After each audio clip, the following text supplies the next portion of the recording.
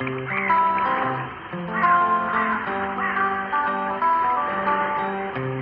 click on the thumbs up button and the subscribe button if you enjoyed my vlog. Bye for now. Well, we're on the 24th of October now. You can see the water is coming through a pace, and that's roughly where it should be at this time of year. If you get too much water in the lake behind us, it'll come over anyway, so that's a good spillover.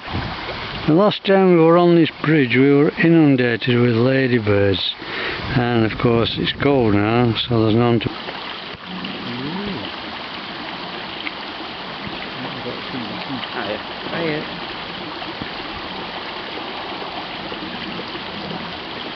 The wagtail we're looking at, I think it's a grey wagtail, but I'm right at the end of the zoom, so it's not a clear picture. I apologise for that.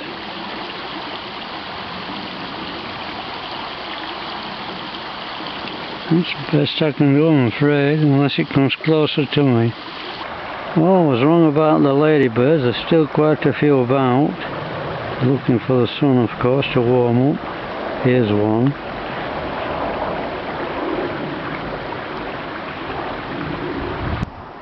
So as you can see, we're on the other side of the lake to what we was last time we came, and we're looking into the sun, which makes it a little bit difficult to film.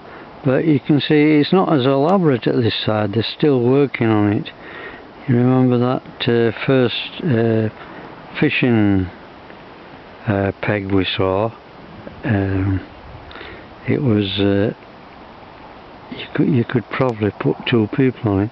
Well, this one looks as though it's just been cut through by one person in waders, but behind us you can see that they've cleared a lot away. So it's coming on as a work in progress,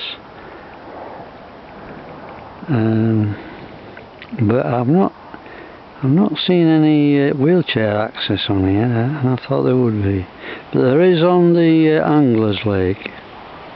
So we have some fungus. Now I'm the last person to say you can eat it, because I don't know one from the other, but you can see that it's hidden in the main out of sunlight, and like most funguses are. And this one, the upper ones though, that are together, you can see they're feeding off the dead tree. And there's one or two down there, but they've been broken off. Might have been animals that didn't. So this is the mother lode, if you like. You can see it's all feeding off dead wood, and there's loads and loads and loads of it. Wow. You can understand in days gone by that people had to find out what these things were. You know, if you were hungry and you wanted some type of fungi to eat, you'd have to know, wouldn't you? But I have been researching a lot of that of late, what people did 800 years ago for food and food storage and keeping warm. And if you're interested, I'll add it into a video for you later. So today we can't do the little trick of looking around the bend, but what we can do is we can just lean to one side a little bit like that and show more of the path. Now you probably think, well, what do I want to see more of the path for? Well, today what we've got is lots of cyclists coming, so it's advantageous if you're walking on a narrow path like this to be able to see the cyclist before you have to move to one side quickly, because you see it's not good underfoot and you could easily walk off this path and injure yourself. So it's a thing to consider.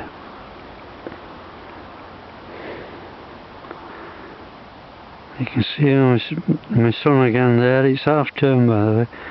My son's getting too far in front of me, so I'm going to have to catch him up. I'll always try and keep together. Well, we kept an eye on the weather, and the weather people said it was going to be much colder today, and they were right. But there is a consideration to make. If you're walking, you know, at a brisk pace, you don't want to get too hot, obviously, so you would layer up in accordance with that. A rucksack's ideal for taking stuff off and putting it back on for long walks, but when you're doing what we're doing and we're only meandering, that's all I can manage these days, you really need clothing on that's going to keep you warm. And the thing to remember is it's colder by the water than it is walking away from the water, so you want an extra layer on. I've been on this site for, I think this is about 60 years now, and I've been caught out once or twice, but not very often, because I always carried a rucksack with space. Now, it's something you don't see every day, but you ought to understand that people become more trusting when they walk in this area all the time, or if they're fishing. But in this case, I'm not sure if it's been dumped. But I'm not standing here to find out. Now, I am coughing. Now, why is that, you think? And that's because somebody's got a wood-burning fire. It's getting right back to the back of my throat. And the reason why it's so smoky is that the wood-burning fire, the wood that they're using is not dry, and it's still lively. You know, it's still half alive. So if you're going to build a fire, make sure it's dead wood. Now you can see the footpaths have been made better at this side. They must have come round in a different direction. But I was just about to lift the camera up when a great spotted woodpecker passed me, and I do apologise. I missed it. But anyway, there's where we're going to, and there's where we've come from. You can see the difference walking on foot. And would you believe I've just missed a bullfinch flying off as well, a male it was. So this is what you'd have to do today. How you get all this gear down here, I don't know. Obviously you couldn't come on the path we've come down on. You'd have to come down on that one, and probably have to have a little hand cart. But if you're going to do this fishing, you might as well do it properly. Be nice and warm in there, dry when it rains, nobody to bother you, fish all day.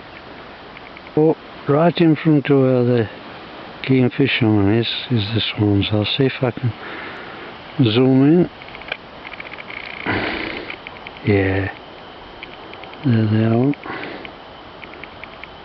Adults and this year's birds. There would have been cygnets earlier in the year. I think there's a coot on there as well. And they've gone for the shelter. It's a bit choppy today. Not like the other bit of the video we made the day before. Yeah, that's a lovely pegging hole, isn't it? You could go down there, drift down there, take all your gear down, park up, plenty of space. Wonderful. I hope we're having a... Now these are not in the shade. I suppose they're in a shady place where there's not much sun, but there's not much, they're not really in the shade like the other ones are. But what it serves to prove to me is that this roadway that's being built up, and obviously a lot of time's being spent on it, there's dead wood under there, or else these fungi wouldn't be able to grow there. So that's the thing. Well, my son's out of sight, and I'm in a quandary now. Do I go straight on, or do I turn right?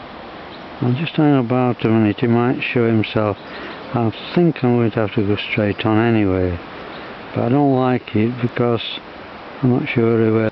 Right, I figured it out, so I'm much more at ease now.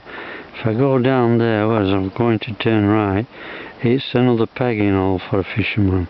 So right at the back end of Cold Hiendley we've got coot there, and they're sheltering. You can see it's not as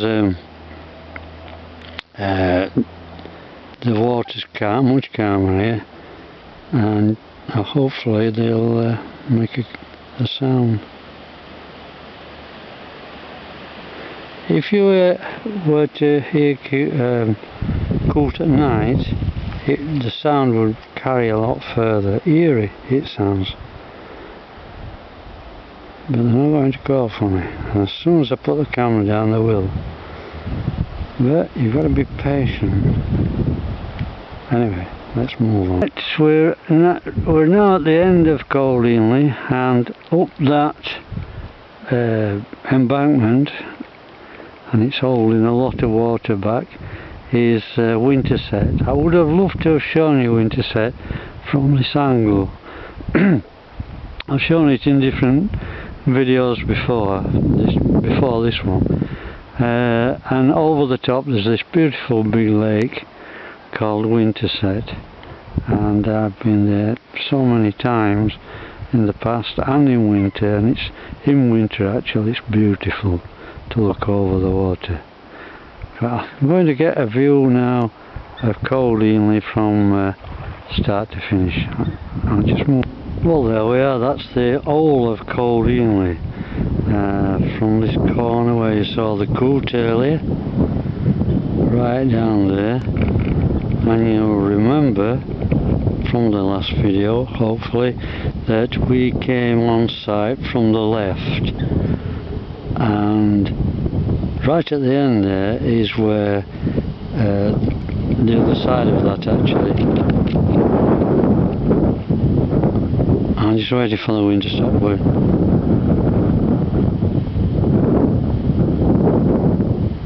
There's a canal there that it's filled in now. Well, I may just be able to get to Winterset Lake from here. It's a bit cold actually, very cold wind. To use the camera, I can't really put my gloves on, but it's so cold now in the wind. And that bridge up there, if I can get to that bridge, I'll be able to show you Winterset Lake. So here I am halfway towards the bridge, climbing as I go. I can't film as I walk because I've mentioned in other videos I walk with a rolling gait, and you wouldn't be able to see the picture properly. So I have to. Whoa, what a climb this has been. Earlier I took my boots off because they were too heavy, and now I'm walking on slippery ground, and I'm doing 2 paces forward and 1 pace. Well, that was a struggle. I'm out of breath, and I did slip down, and I hope it's worth it. And this is Winterset, and you've seen it from the other angles where the boat house is there. To the left there's a boat house.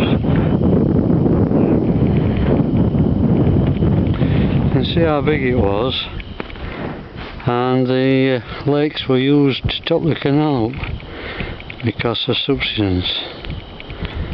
The water kept running out. A few more swans on.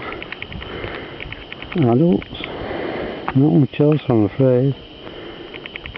Very windy. I'm still out of breath. There's a cormorant flying there. I don't know if you can see it. Yeah, just about. Just by the buoy. And alright. There's loads and loads and loads of ducks down there in the sheltered bit. Can you see how the water's not rippling? Well, that's where the ducks are, saving energy. And of course it'll not be as deep there, so they can feed.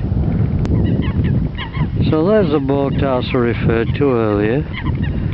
And my son's just picked a better route for me to walk back so that I don't slip on me behind.